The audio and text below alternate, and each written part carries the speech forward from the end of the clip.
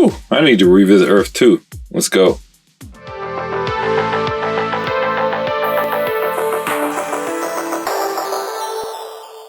Geeks was poppin'. McFarlane Toys. DC Multiverse. Batman from Earth 2. Now, I don't know which Earth 2 this is because the old Earth 2 that I used to read was done away with in Crisis. So I'm assuming Earth 2 is back. Let me know in the comments.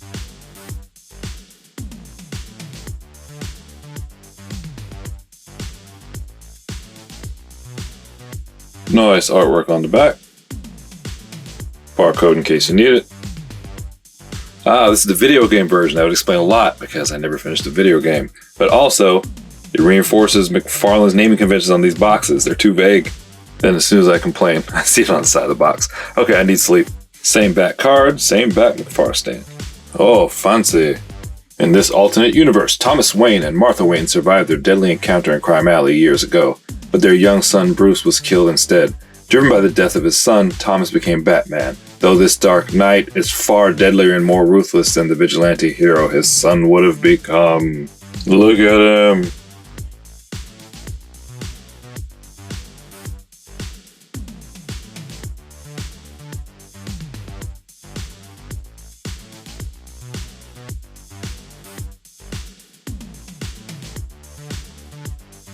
There's the Batarang. Head sculpt looks really good. Not surprised though. Practice should make perfect. This is probably the 100th Batman from McFarlane Toys. The bat symbol on his chest looks awesome. It's a real sticky candy apple red, and it's not painted on. Looks like it's either carved in or glued on.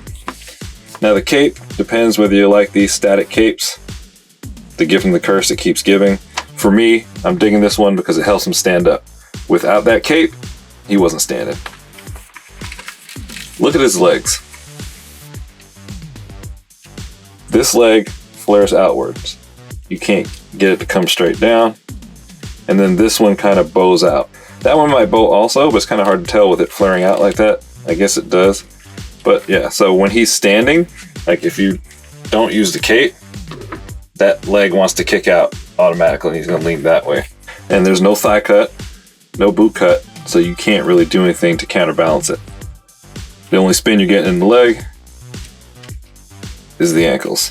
Now paint job's pretty good. You got red on one side of the cape, black on the other. There's a little bit of stray red paint around, but you can get that off real easily. You get a 360 at the head. Nice bat tilt left. Nice bat tilt right. Alfred, who spilled my buttermilk? Looking up at the belfry. Arms get up yay high. He's got his moth joints, so he gets a little bit, he gets some better range on the wingspan.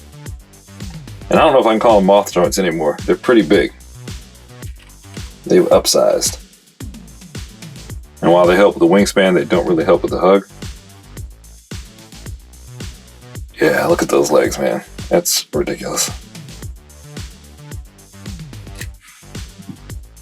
Alright, do we get a 360 on the arm? And the cape wants to get in the way, but no, it's good. Should get a 360 at the bicep, but it's hard because right here is the moth joint, then the shoulder joint.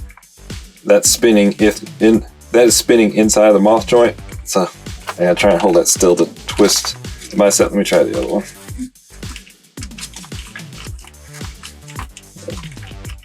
Yeah, okay, the bicep turns, but I can't get the shoulder joint to stop spinning with it, but it did turn a little bit.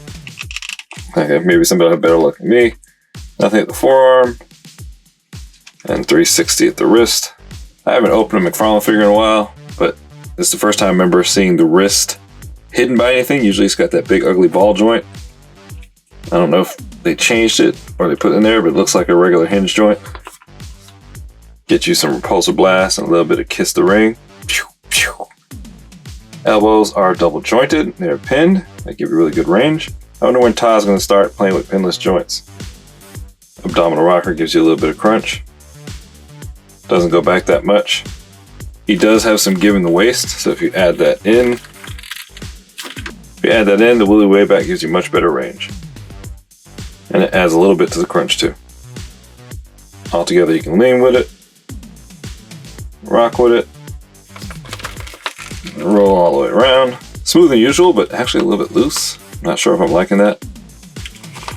Do get a full 360 up top, the abdominal rocker. At the waist, get 360 as well.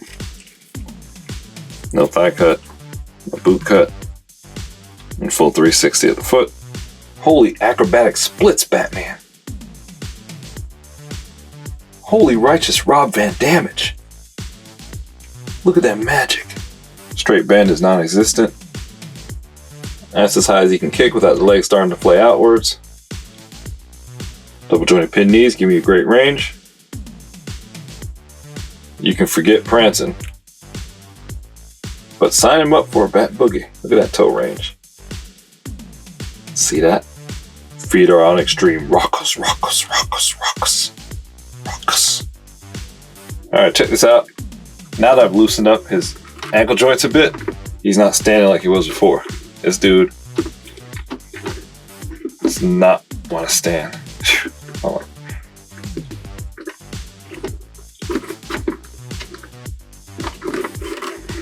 I can't get him to stand straight up. I'm gonna have to angle the legs. So I'm trying to give you a height measurement, but just standing up straight is not happening. It might be partially because of the cape. The cape's pretty heavy. I won't go in too hard, but man, look at that. That's tough. And that's why they include McFarlane stands. 7¼ inches if you measure to the tip of his ears. You can see he scales just fine with the other figures. Alright, so where am I on this one? If you're not new to the channel, then you've heard me say before that I get disappointed a lot by the McFarlane toys. If you notice, I haven't been reviewing as much lately. I also haven't been buying as much lately. I used to buy every single release that McFarlane put out. I started by not buying the little variants, like the Thomas Wayne variant where the only change was he put a head sculpt in. The Wonder Woman Target exclusive where all they did was change the shield, I think it was, or change her weapon, I can't remember. I stopped doing that because I thought I was being silly. And then I went from there and I scaled back and I canceled all of my DC Multiverse pre-orders. And then I went back and went through all the figures that weren't released yet and said, which ones do I really want?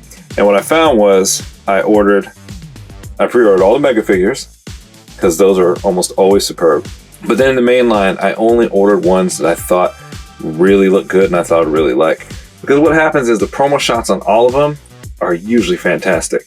But then when you get them in hand, even if they look good, and sometimes they don't, you get this, where I like the way this looks. I think he's pretty awesome. He's going to look good if I get him to stand up on my shelf. But just the posability, needing the McFarlane stand, those legs, I just get tired of it. So I'll be reviewing more because I have probably like 50 unopened McFarlane figures, but it'll be in my retro reviews because I'm going to be going backwards. I'm not going to be getting as many new ones. And I'm rambling on now, but here, so basically what I think is he looks good, but the execution, which is too often the case, is pretty poor. It's just from the waist down, he's just not a good action figure, but he does look good. All right, sound in the comments, let me know what you think. I've talked to a couple people that are scaling back on this line. I saw some people on, I think it was a Facebook group yesterday, they were talking about how the quality is really picking up. I can't argue with them. I haven't opened a lot of the ones I bought in the past year, so maybe I just have another one that slipped a little bit. We'll see. But let me know what you think in the comments. Let's have a conversation. All right, hit that like button, subscribe, turn on notifications, share a link with a friend that loves the plastic like we do. Till we get another Batman next week. Geek out.